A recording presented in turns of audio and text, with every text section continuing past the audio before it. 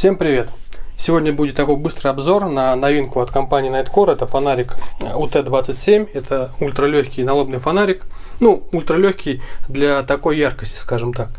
Для меня это важно, потому что зачастую несколько дней, 2, 3, 4 ночи могу проводить на каких-то внедорожных выездах. Темнеет рано зимой. И приходится по несколько часов, часов 6 и по 8 часов с этим налобником бегать туда-сюда, с лебедкой по лесу. Поэтому для меня каждый грамм, который на голове я ношу, на счету. Налобники на 18-150 я для себя не рассматриваю, потому что для меня они уже очень тяжелые. Поэтому перед Новым годом решил себе заказать такой фонарик. Сейчас с вами распакуем, я его еще даже не распаковывал, посмотрим, что внутри, что нам обещает производитель. Поэтому присаживайтесь поудобнее, погнали.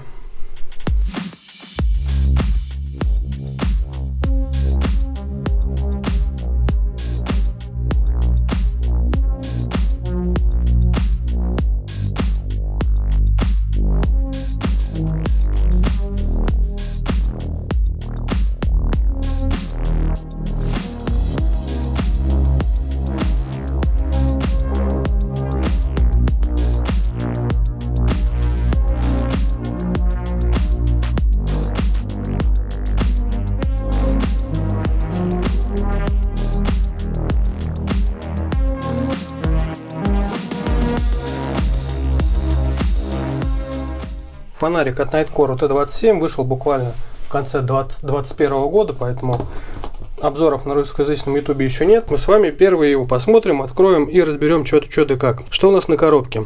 Обещаю, что это ультралегкий фонарь с двойным светом, 520 люмен турбо и 74 грамма. Мы это обязательно проверим. Скажу сразу, что многие производители немножко лукавят и взвешивают фонарь без элементов питания и налобного крепления. Поэтому проверим, правда ли 74 грамма, потому что для меня это очень важно. Сбоку, как всегда, указаны характеристики. 520 люмен в турбо, это когда работает два светодиода. 400 люмен теплого света в максимальном режиме. И 200 люмен широкого света, видите, холодный, 5700. То есть здесь два светодиода.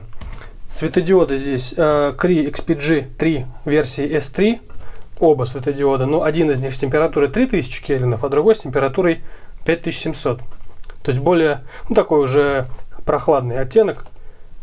Посмотрим, как он светит. Дальность заявлена для дальнобойного. Дальнобойный здесь теплый свет. 128 метров. А для заливного 31 метр. IP66 и противоударность 1 метр. Также у него в комплекте идет перезаряжаемая с USB-C портом батарейка. Он может работать на 3 мизинчиковых батарейках. USB-C порт. И вот это, кстати, очень интересная штука. До этого я встречал, чуть позже я об этом расскажу. Встречал это только у Петцеля. Интересно будет посмотреть. Давайте распакуем, посмотрим, что внутри.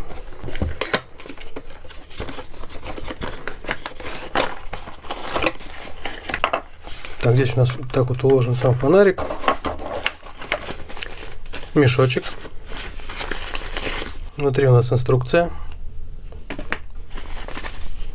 кабель зарядки, USB Type-C, вот с такой вот липучкой, очень удобно, чтобы кабель компактно хранился, и такой вот фонарь. Комплект поставки получается у нас зарядка, фонарь, мешок для хранения и аккумулятор должен быть установлен. Да, вот он внутри. Специальная стоит защитная вставочка, чтобы он не разряжался, пока к нам едет. Ее нужно потянуть, вытащить. Вот теперь фонарь работает. Вот такая вот перезаряжаемая батарея емкостью 1300 мАч при 3,7 вольтах. Их, кстати, можно заказать отдельно. То есть можно с собой носить несколько штучек, либо пользоваться обычными мизинчиковыми батарейками. У фонаря вот такая перфорированная резинка. На ощупь довольно-таки качественная.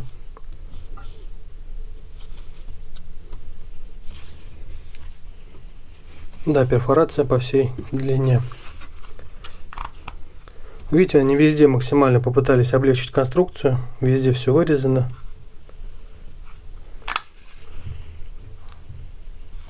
У нас сверху присутствуют вот такие две кнопки раздельного управления каждым из светодиодов. Чтобы включить фонарь, нужно зажать и подержать клавишу. У каждой лампы у нас два режима. Высокий и низкий. Чтобы переключиться на другую лампу, нужно просто нажать на соответствующую кнопку, высокий и низкий. Дальнобойный он очень теплый, то есть 3000 кельвинов, а заливной он светит широко, у них разная тироптика. Вот видно, да, что она разная. Он светит широко и температура 5700. То есть более контрастная получается у вас картинка. А здесь у нас при нажатии кратковременном любой из кнопок мигает индикатор указания остаточного заряда. Сейчас батарейка заряжена полностью. Для того, чтобы включить режим турбо, нужно включить фонарь и два раза быстро нажать на любую из кнопок. Турборежим здесь работает 30 секунд. Потом он автоматически переводится в режим High. То есть можно на любую сторону нажимать, на любую кнопку два раза, у вас включается режим турбо. Чтобы его выключить, нужно просто нажать на любую из этих кнопок.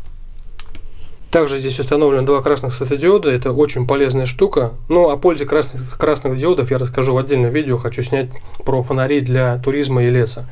Они здесь есть, для того, чтобы их активировать, нужно из выключенного режима два раза быстро нажать на любую из этих клавиш. У нас включается красный свет. У него довольно-таки неплохая яркость и фокусировка. То есть довольно-таки далеко светит. Вот. Для того, чтобы переключить в другой режим, нужно нажать на любую из этих клавиш тоже. Есть вот такой сигнал. Ну, сигнальный режим блинкера. Еще раз нажимаем, переводим опять в режим полного свечения. Чтобы выключить, нужно зажать и удержать. Вот. Для блокировки фонаря нужно зажать и долго удерживать обе кнопки. Сейчас фонарь заблокировался. То есть он не включится. Здесь моргает красный индикатор, показывающий, что фонарь на блокировке. Чтобы разблокировать, нужно зажать и удержать две кнопки одновременно. Фонарь включился. Ну, управление достаточно понятное.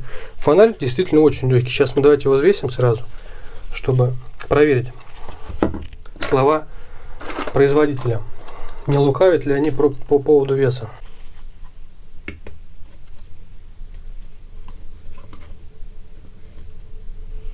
(73,3 грамма). Даже меньше 74. Видите, они с батарейкой и с налобным креплением рецеридинга взвешивают 73,3 грамма. По-моему, отличный показатель. То есть Nightcore нас не обманул. Потому что зачастую производители взвешивают без аккумуляторов, без батареек и некоторые даже без резины. По поводу инструкции. Здесь есть инструкция на русском языке. Вот, если вам нужно, можете поставить на паузу, посмотреть управление.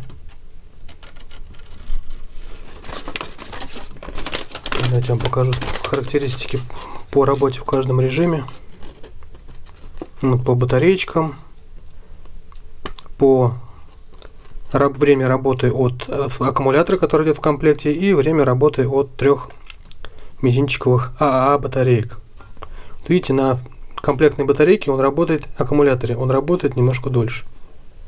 То есть 4 часа в режиме High на батарейках и 6 часов в режиме High на комплектном аккумуляторе. Можете поставить на паузу и посмотреть. Ну, теперь давайте посмотрим, как этот фонарь вообще устроен. Вот такие вот две тир линзы. Они разные.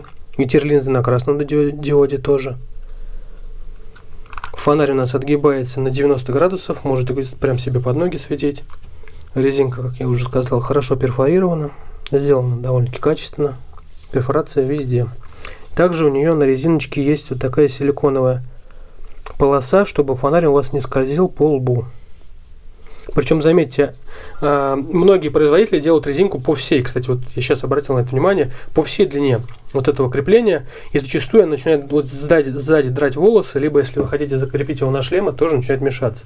Здесь же они резинку сделали только на лбу, как раз там, где фонарь может соскользнуть. Сзади она вам волосы драть не будет. По элементу питания. Здесь у нас установлена комплектная батарейка, которую вы можете также докупить еще одну, если вам нужна отдельно. У нее присутствует USB-C порт зарядки. Крышка у нас, да, вот здесь резиновое уплотнение есть. Вот специальный язычок, за который мы достаем батарейку. И вот такой вот у нас батарейный отсек. Кстати, этот отсек светится в темноте. То есть, если у вас случайно села батарейка, вот это, аккумулятор сел, вы достаете его и в темноте, чтобы вам не искать там на ощупь, куда что вставлять, вот эта крышка подсвечивается. Я сейчас ставлю картинку, как это выглядит ночью. Давайте заодно проверим, как он работает на батарейках. Да, все работает, турборежим, все отлично. То есть фонарь у нас получается всеядный. Про запас можно всегда носить с собой батарейки. Ну, тем более, что на морозе они себя ведут намного лучше. Кстати, меня очень интересовало, я на сайте информацию не нашел. Я, кстати, проверил, будет ли она светиться, ну, светонакопителем она, либо светится сама по себе, потому что если...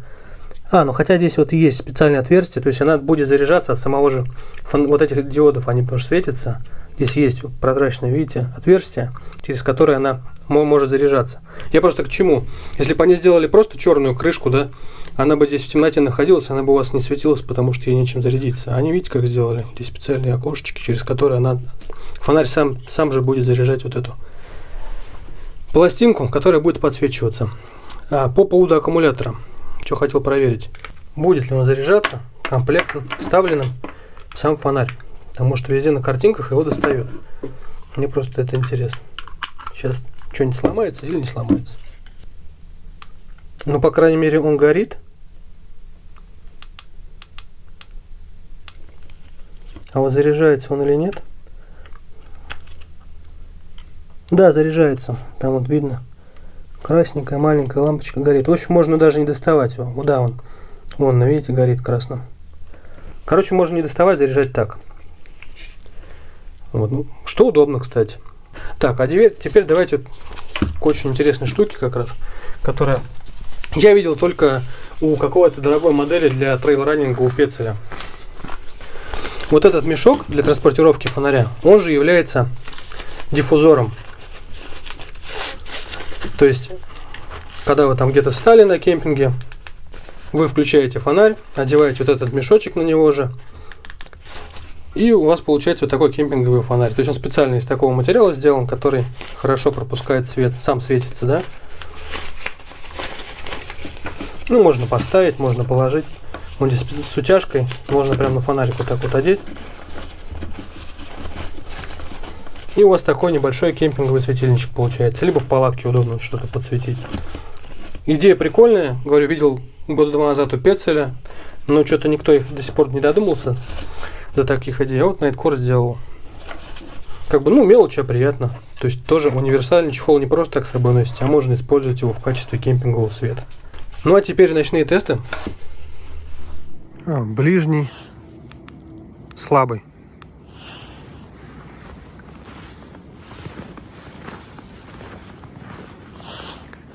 Ближний, максимальный, 200 люмен. Видно, четкая граница такая проходит у него. Но очень широкий угол засветки. В центре есть небольшой хотспот. Прям небольшой. Но на камере цвет неправильно передается, он почему-то здесь желтит.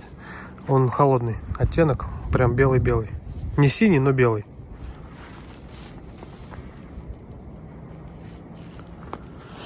Так. Дальний слабый.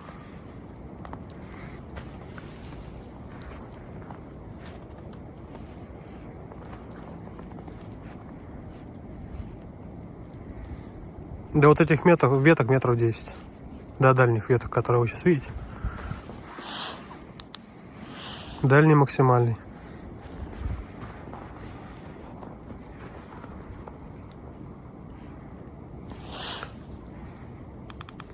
Турборежим. Это когда работает оба светодиода. В центре у нас теплый оттенок дальнобойный, а по краям засветка у нас белый оттенок, более холодный. В турборежиме он работает 30 секунд. Ну, вполне достаточно, чтобы оглядеться.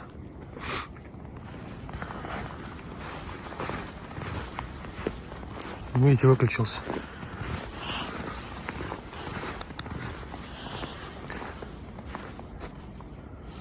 Дальнобойный, слабый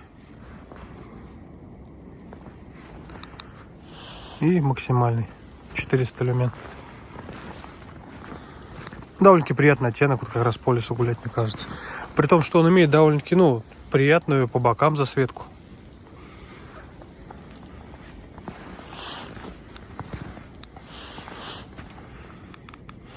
красный.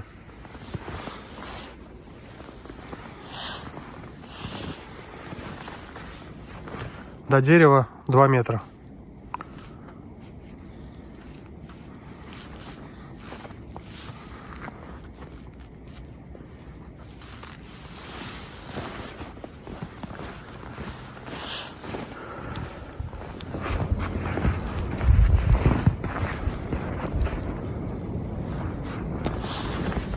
Вот такой кемпинговый свет получается. Хотите теплый, хотите холодный.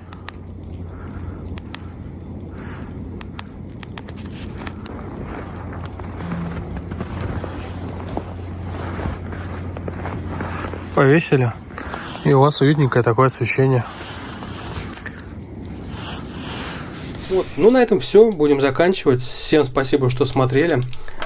Скоро хочу выпустить отдельный ролик про туристические фонари, фонари для кемпинга. Специально не стал вставлять это в ODC фонарики, потому что эта тема отдельная, она довольно-таки широкая. Хотел более подробно остановиться на налобниках, на кемпинговом свете, поэтому подписывайтесь, чтобы не пропустить.